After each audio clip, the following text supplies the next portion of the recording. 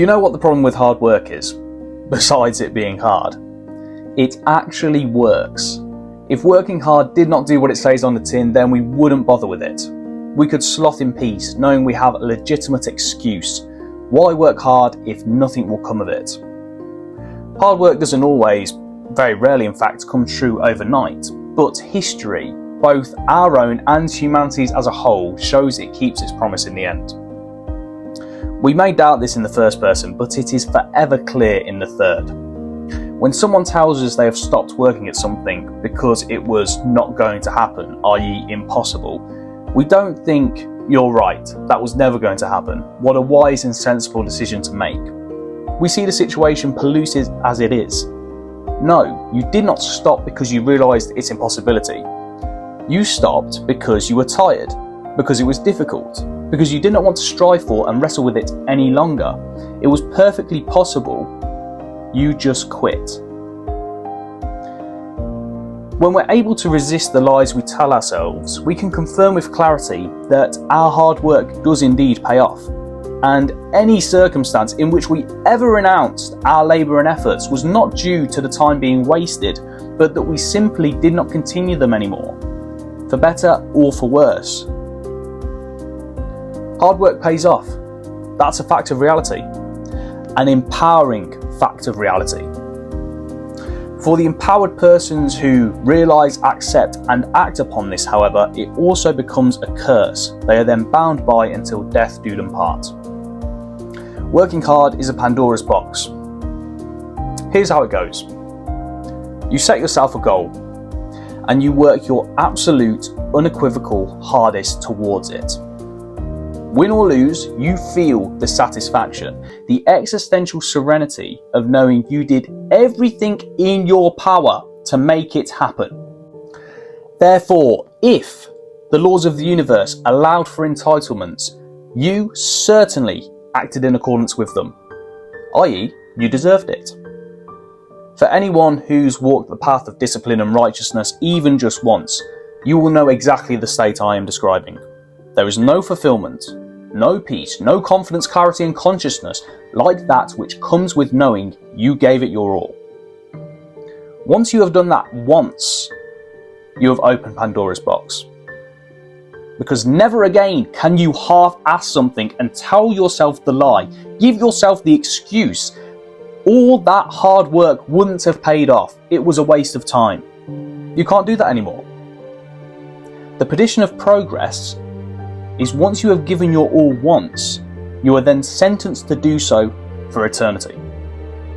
You can no longer lie, you can no longer hide. If you ever dare half-ass something, you will hear that voice inside your head tell you a long list of truths. You are not as prepared as you were when you gave it your all. You are not as fit as you were when you gave it your all. You are not as sharp, not as aware, not as callous, not as conditioned, fine-tuned as you were when you gave it your all. And whether the laws of the universe care for entitlement or not, that voice will be whispering to you. Whispering the most weakening and harrowing truth of them all. You do not deserve it. You didn't earn it. When you have committed a certain level of energy to anything less than that, no matter how sufficient it may be to win, then feels inadequate. It feels lazy. And nobody feels like a winner when they feel lazy. So what's the answer? Well, you could go down the route of denial and self-delusion. Become a master at deluding yourself into thinking you've put the work in and that you deserve it, despite the fact that you have not and do not. This has been a successful strategy for some of the greatest performers and conquerors the world's ever known. When we examine these people, though, the denial and delusion that has aided their success seems to be baked into their personality and is present in all areas of their life, irrespective of whether it serves them well or not. Another option is to succumb to the sloth. That's actually an option, right? Giving something everything is difficult, it's exhausting, it's not pleasant, it's not pleasurable. So why bother?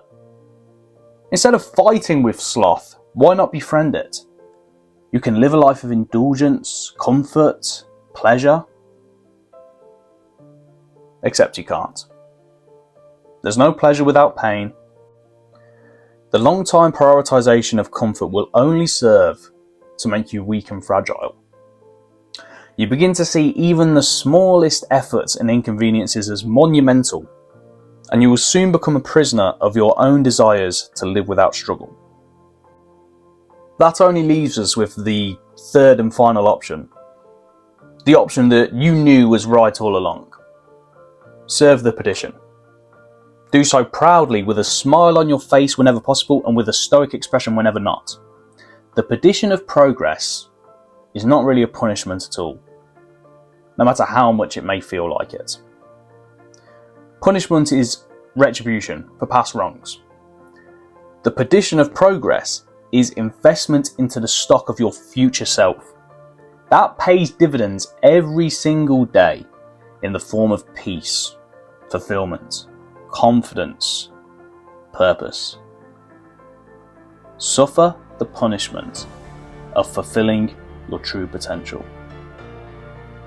Remember, hard work always pays off, because the hard work itself is reward enough.